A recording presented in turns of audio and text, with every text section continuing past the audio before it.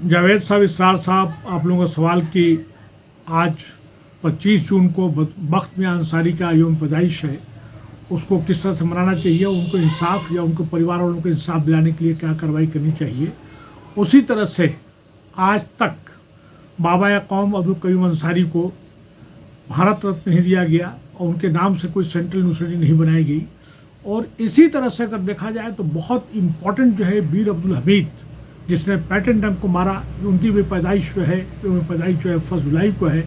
और 3 जुलाई को brigadier Usman lion of Nausherwa, जिन्होंने जम्मू एंड कश्मीर को बचाया था, उनका भी है। देखिए, मैं समझता हूँ कि पसमाता समाज के जो जावेद साहब, जो बार बार मैं कहता हूँ कि इनको एक कलेक्टिव जो है, इनका मजमूई जो है, इनका एजेंडा होना चाहिए और तमाम पसमादा लीडर्स या कारकुन उसको स्ट्रिक्टली फॉलो करना चाहिए। आज आप देखेंगे कि मनवादी पुजवादी ताकतें, अनासिर जो है, एलिमेंट्स जो हैं, तमाम पॉलिटिकल पार्टी में जाके बैठ गए हैं और उनका एजेंडा जो है, अपना कॉमन एजेंडा है, उसको कभी छोड़ते नहीं हैं। उसी तरह से पसमादा समाज को एक पूरी ताकत के साथ जो है तमाम ऐसे मौक़ों पे मैं समझता हूं कि 1950 का जो प्रेसिडेंशियल ऑर्डर है उसके खिलाफत करना चाहिए, उसको ख़त्म करने के लिए काम करना चाहिए।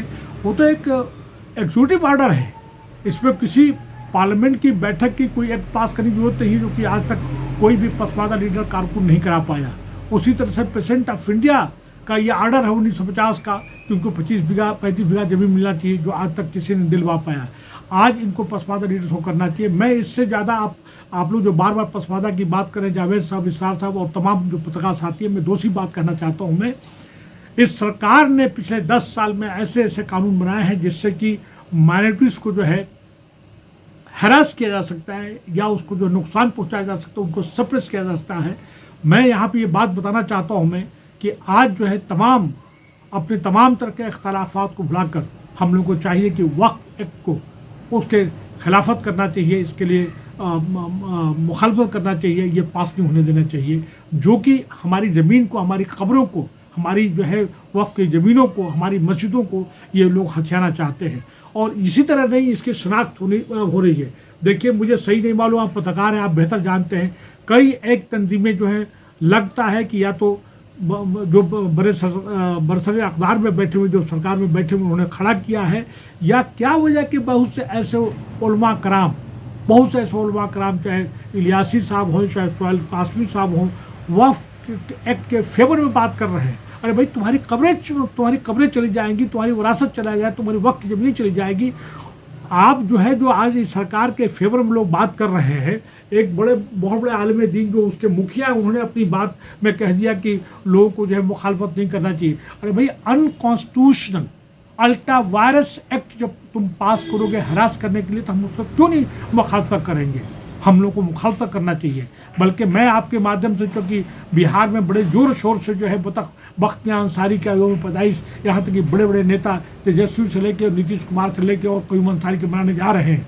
आप सभी लोगों से मेरा अपील है, मदवाना गुजारिश है कि 29 तारीख को जो गांधी मैदान में जो वक्फ बिल के खिलाफ में, एक्ट के खिलाफ में जो मुजाहरा होने जा रहा है, जो प्रदर्शन होने जा रहा है, आप लोगों को ज़्यादा से ज़्यादा उसमें भाग लेना चाहिए। और यही नहीं, तमाम ऐसे कानून, आप मैं बताऊं कि काउ प्रोटेक्शन एक्ट है, सरकार जो है कम से कम ऐसे 75 ऐसे एक्सपोर्टिंग कंपनीज बनी हुई हैं जो बीफ का एक्सपोर्ट हो रहा है, लेकिन उसका साथ साथ में आज जो है हमारा मुल्क जो है 2 नंबर पे पहुंच गया। यहाँ के लोगों के साथ कितना जुल्म जाती हुआ है। और जो आज पसमादा लीडर्स हैं, जो देखा जाए तो कहीं न कहीं उनका साथ दे रहे हैं, तो ये अपने मफाद के लिए साथ दे रहे हैं। और सबसे ज़्यादा नुकसान इस सरकार में जो हुआ है, पसमादा को हुआ है। जितना भी बुलडोजर हुआ है, मॉब लिंचिंग हुआ है, उनके मकान तोड़े गए हैं, और जो भी हरासमेंट हुआ अनऑर्गेनाइज सेक्टर में, बिजनेस क्लास में कौन लोग हैं? गरीब तबका में कौन है? वही दलित मुस्लिम है, ओबीसी मुस्लिम है। तो उनको चाहिए कि एकजुट होकर तमाम ऐसे एक्ट, और ख़ास कर वक्फ एक्ट है, सीए है, एनआरसी है, काउ प्रोटेक्शन एक्ट है, कन्वर्जन एक्ट है, ये जो इलीगल कानून जो बनाए गए हैं, उनके मुखालफत करना चाहिए। मैं आपके माध्यम से जावेद साहब, इसरार साहब की गुजारिश करना चाहता हूँ कि बड़ी से बड़ी तादाद में गांधी मैदान में पटना में लोगों को 29 जून को पहुँचना चाहिए और वक्फ की मुखालफत करना चाहिए। यह अच्छी बात है कि अपने मुजाहिद आज़ादी, अपने लीडर्स को 25 जून को भी लोग याद करें, 1 जुलाई को भी याद करें, 3 जुलाई को भी याद करें, लेकिन उसके साथ साथ में अपने मुद्दों को भी रेस करना चाहिए कि क्या वजह है कि आज तक 1950 का प्रेसिडेंशियल ऑर्डर वो लोग ख़त्म नहीं करा पाए, क्या वजह है कि बख्त मियां अंसारी के परिवार को आज तक 25 बीघा जमीन नहीं मिल पाया, उनके इंसाफ नहीं हो पाया। और इसी के साथ एक बार आखिर में फिर मैं ये बात कहना चाहता हूँ कि ये सब कुछ करने के साथ साथ तमाम ऐसे गैर